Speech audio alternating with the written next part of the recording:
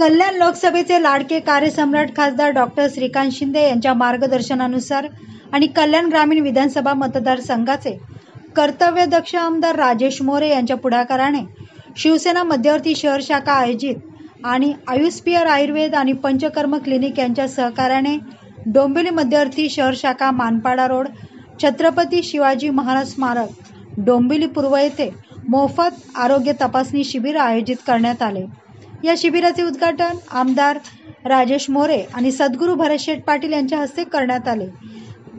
यावेळी उपजिल्हाप्रमुख रविशेठ पाटील, डोंबिवली शहर सचिव तथा विधानसभा क्षेत्र प्रमुख संतोष सीताराम चव्हाण, उपशहर प्रमुख दिनेश शिवलकर, बंड्या भोसले, संतोष तळाशीकर, उपजिल्हा संघटक शीतलताई लोके, महिला आघाडी शहर संघटक केतकीताई पवार, युवा सेनेचे शहर अधिकारी